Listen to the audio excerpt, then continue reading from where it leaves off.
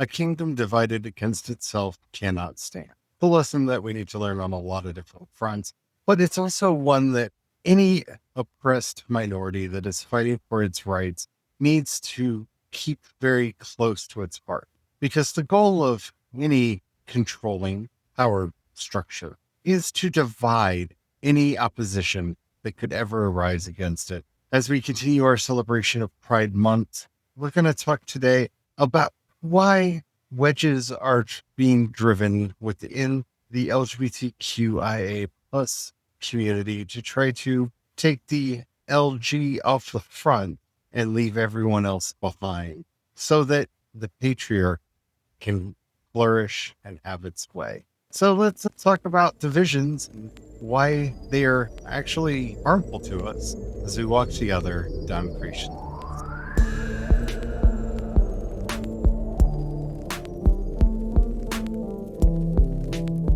Hello, everyone. My name is Charlie, and I am a Christopagan druid and priest of Bridget. Hello, everyone. My name is Brian. I'm a Christopagan druid and sous chef to the Dagda. And if you're listening to this on the day it comes out, happy Juneteenth. Juneteenth is the day that we celebrate the final release of the enslaved peoples within the United States when the word finally got to Texas. But that wasn't the end of slavery in the United States, by the way, because it took another year for Oklahoma to free its enslaved people because Oklahoma was not yet a state. And then, of course, with the 14th Amendment, we redefined slavery to be what we do to incarcerated people. We struggle with it today. For all the people who want to pat themselves on the back and talk about what a moral victory, no, it was finally just doing partial what was right. And yeah, we still have work to do on that. And just to hop on that soapbox really quick, if you ever get a chance to have honest, open, probably would demand off the record conversation with business owners, quite a few of them will inevitably get onto the topic of employees and how hard it is to find good employees. If you get them moving further in that direction, they will eventually slip up and reveal another type of slavery that we have with this country, and that's a financial slavery.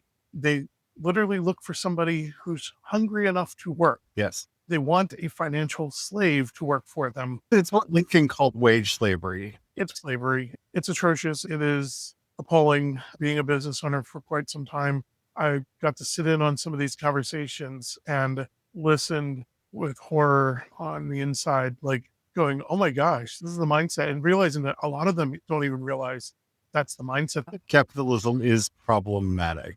But today we're going to be talking about the ways that various communities are divided, especially the LGBTQIA plus community, as a way of maintaining control. But before we get into that, if you haven't already, don't forget to like, subscribe, follow, whatever the terminology happens to be on whatever app you're listening to us on. We do 5 original Christopagan and Druid episodes Monday through Friday. You don't want to miss a thing because we got a lot of fun stuff planned. All right, let's just get into it, shall we? So let's just handle this very simply. When anybody ever says, why are the trans, intersex, non-binary communities included within the LGBT category, remind them that technically there should be an F added to the list to include all people who present female. Because the thing that they have against us, if you pay attention to their rhetoric and the way that they are passing laws, is that we are all gender traitors, that we are not living up to the socially prescribed gender norms they have made for us. Boys like girls, girls like boys, and girly things, boys like boyish things. Boys play with action figures, girls play with dolls, men fix cars, girls fix meals. This is the world that they have built in their head with these very rigid gender roles. The main problem is that when somebody loves somebody of the same gender, or if somebody is bi or pan, they are not living up to those gender norms in the same way that they do not like a trans person, a non-binary person, or intersex people when they finally get around to realizing that they exist, because eventually they'll find new ways to hate on them too. And that's why they're trying to bring in the division. In fact, the most natural unity that we should have with any other group is with women, because women and LGBTQ people are oppressed for the same reason, because we are othered and seen as less than heterosexual men, because the system of power that they are trying to enforce and maintain has heterosexual men, and let's be honest, heterosexual white men, but heterosexual men in general, in the position of primacy. And that's really what a lot of what is currently being used against the LGBTQ community is designed to do. The whole transpanic that they're trying to whip up is designed to separate women from the LGBTQ community and to divide the LGBTQ community with itself. Leaving trans people behind does not solve the problem.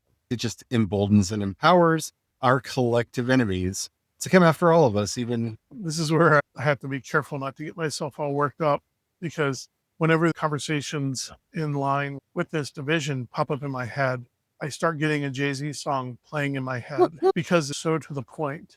No matter which part you are, if you're trans or just a gay male, trying to give into that division is a denial of the truth that the misogyny power structure, those patriarchal males, will see all of us as queer. We're still queer in their eyes, and there is no difference to them. Pretend not to see that so they can create and enforce a division. So while they may focus in and attack, say, the trans community, that ignoring of gays, lesbians is not them accepting gays and lesbians. They're against all of it because, like Charlie said, that root problem, the power and principality that we struggle against, is one of misogyny and the cultural construct of gender that society has currently accepted. Blue is for boys and pink is for girls. If you look into the history, that is very recent, not even 100 years old. Like, if you want to see examples of constructs, cultural constructs in play, all of our gender norms are recent. The reason for that is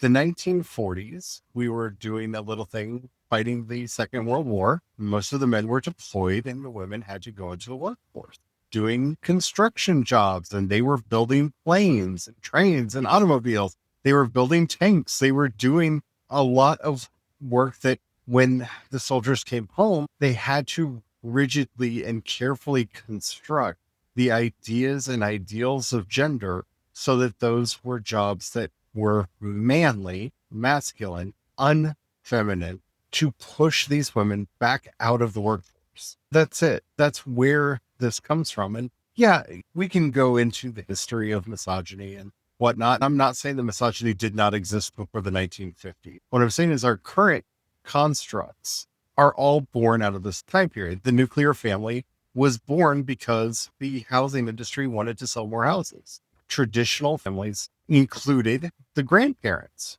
People tended to live in one quasi-large house, or at least large enough space that you had grandparents, parents, and their children until they moved out to start their own families, and often would move back in at some point to take care of their parents, and the cycle would continue.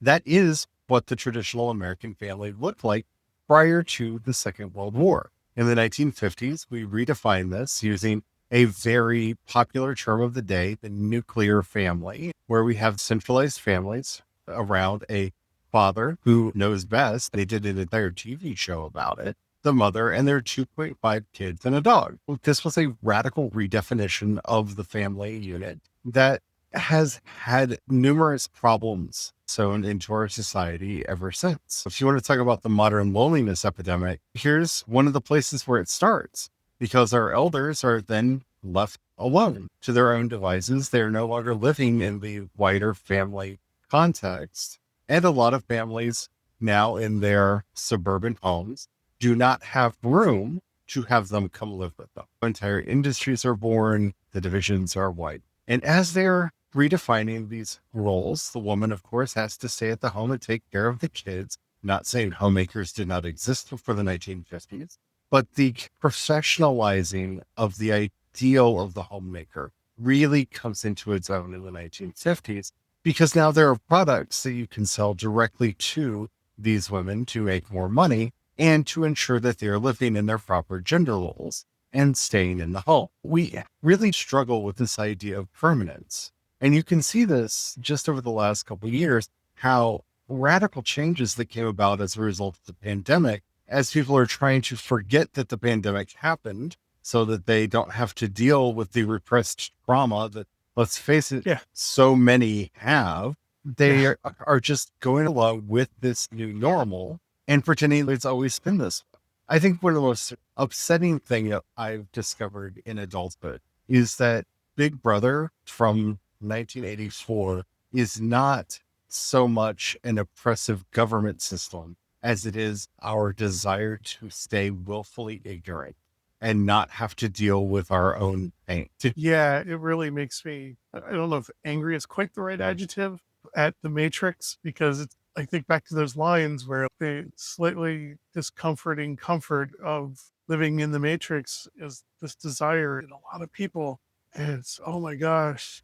A lot of people would have taken that blue pill. This has to be absorbed back into the patriarchal power structure that this movie, made by two trans sisters, very much about the trans experience, to the point where the pill you choose is a red pill, which was the color of the estrogen pills at the time the movie was made. It's a very trans story, has been recuperated by the patriarchal system to the point where being red pill is a shorthand now for someone who has accepted all of the tropes of misogyny and the patriarchy, and someone who is here for the oppression of women and queer people across the board.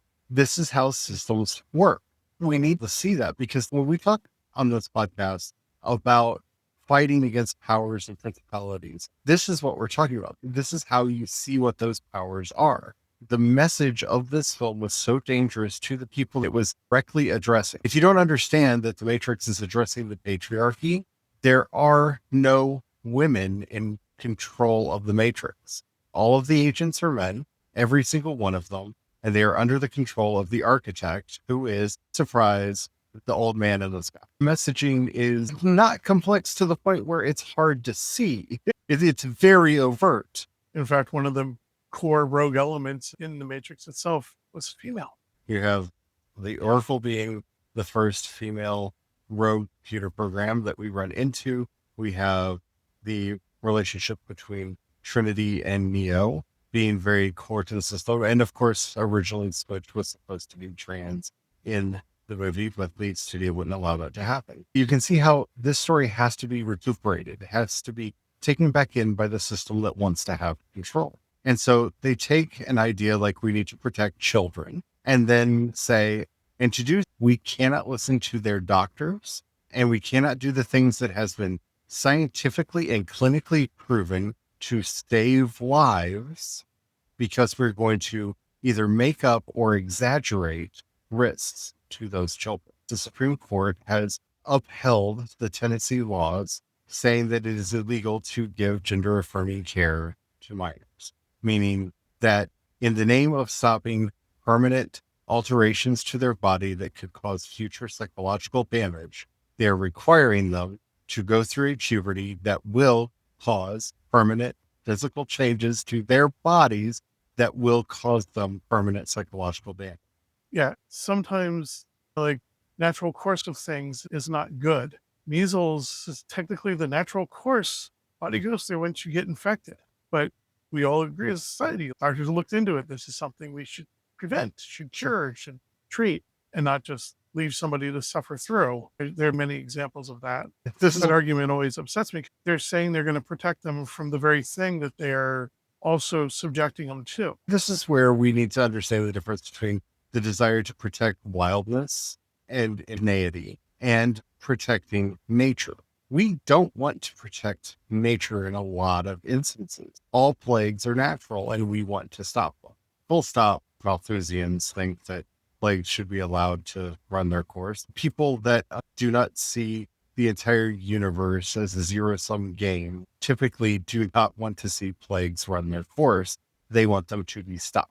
We want to have interventions here, there, and yonder, but we also want to preserve the wildness of nature. So we want to have all of our interventions be measured. And as far as puberty blockers for a child, that is a measured response, because they can go off of this medication and nature will pick up where it left off It's a pause button until they are old enough to make decisions for themselves. Can they have side effects? All medications can have side effects. But when you realize that the regret rate for heart surgery is 10 times higher than the regret rate for transitioning.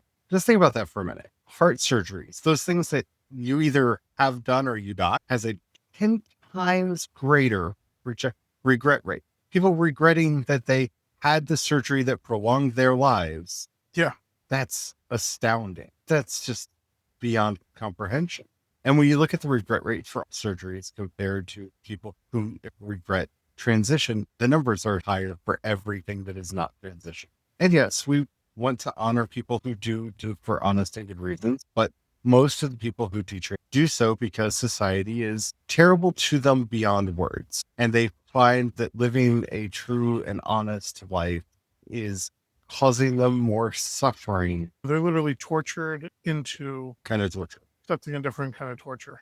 Come back around on that, the side effects thing. Whenever people bring up the side effects argument with me, I like to point out that most people listening to my voice went through puberty. If we're honest, and puberty had all kinds of crazy side effects in our lives. We all know how terrible teenagers can get and be just in mood swings and stuff alone. Like some of the more milder side effects that educators can tell you all kinds of nightmare stories about having to deal with some of those milder side effects of a child going through puberty, but there are dramatic side effects to that. Consider them the natural process, but it's still a side effect. And all medications have side effects. One of the most constant thing that you hear to this day, by the way, from members of my family, and Brian's heard this at holidays, as people will start talking about their childhoods and they'll look right at me and say, "You used to be such a happy child. You used to always have a smile on your face. And then at around 9-10 years old, that just changed." I wonder what happened at around 9-10 years old that caused that change. Let's think what biological processes happened between 9 and 10 years old that caused me to suddenly not feel comfortable in my own body. I wonder what those could be. Your body was poisoned by a toxic level of testosterone. Which I wrote a story about. I wrote a mythobiography, a story about that called Breaker of Chains, that we'll do our best to remember to link from the link in the show notes if you want to see, to get a sense from the inside of what that felt like for a person who went through it. But yeah, it's these attempts to divide and conquer are really attempts to divide and conquer. Anytime you see any group trying to sow divisions in another group, or within itself, look for the doublespeak. There's generally some hypocrisy buried in there. Then ask yourself, who really stands to benefit if this division goes through? There are times when a division needs to happen for the benefit, honestly, of both parties, but usually of at least one, right? There's some divorces that do just need to happen for the betterment and welfare of both parties in the relationship. I'm not sure it really necessitated a whole revolutionary war, but we can see that the United States and the British Empire really didn't fit well together. It was time for a separation. Even back then, we were very different cultures, and you can see how something like that maybe needed to happen, right? But again, you can see the doublespeak. These are people talking about freedom while arguing for the right to own other human beings. People making statements about democracy and people choosing what is best for their own lives while denying those same rights to their wives and daughters. These are people focused much more on the money and business side of what they will be able to get from this. Parts got into the Constitution proper. The rights are in the amendments. They handled all the money stuff. Your right to copyright and trademark and how businesses can and cannot be regulated.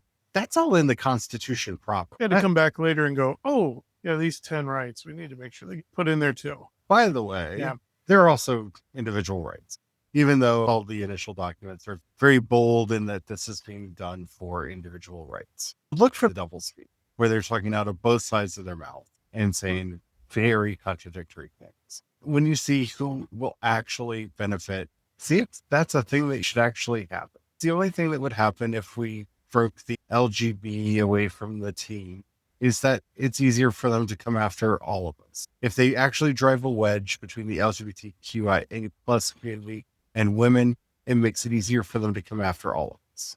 And if you don't understand that, look at the women's suffrage movement and the great setbacks that happened when they successfully drove a wedge between the abolitionists who were then fighting for the rights of the minority population of the United States and the women. It set both of them back to that division, and they're trying to do it again. It's an old playbook that gets played over and over. I hope that you have, I'm not even going to say enjoyed this episode, but learned something. I hope that this has helped you out in some way, shape, or form. I hope that it helped you to feel.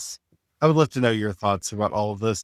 This episode was very United States centric, and I do not feel comfortable speaking about what's going on in other countries because I do not live there. If you have a different perspective or if things are happening in different ways in your country, I'm just thinking of everything that I know that is going on right now in England and Britain. It's a mad, mad, mad world after all. But I would love to know. You can leave that in the comments. Insert boilerplate here. And as we're heading out, if you're listening to us on YouTube, Spotify, or CreationsPaths.com, you can leave a comment right there. If you're listening to us anywhere else, even if they say you can leave a comment, they don't notify us, so we won't know. But you can leave a comment there anyway because engagement is magic. And then head over to CreationsPaths.com, click on chat, and you can leave a message there, and we will see it, and we will be able to get back to you. While you're there, if you happen to have a few dollars, you can pass our way. We offer monthly and annual memberships. You can also support us on Patreon and Ko-fi. I am CE Dorset on both, and you can support us using the Cash App hashtag CreationsPaths. Thank you to everybody who does that. We are ever so grateful. Thank you so much. You all really do help us keep the lights on, keep a roof over our head, and food on our table. If we've ever said anything that's helped you out, please share it with others. That helps us out more than you know. And as we're heading out today, blessed Morrígan, goddess of sovereignty, prophecy, and magic, guide our hands, our voices, and our feet as we stand tall and protest and make spiritual warfare against the many powers that are arrayed against us. As you have always helped your people in battle, help us to stand strong as we fight for justice and peace in this world, so that we may all live in our sovereign right relationship with ourselves and others. Amen. Amen.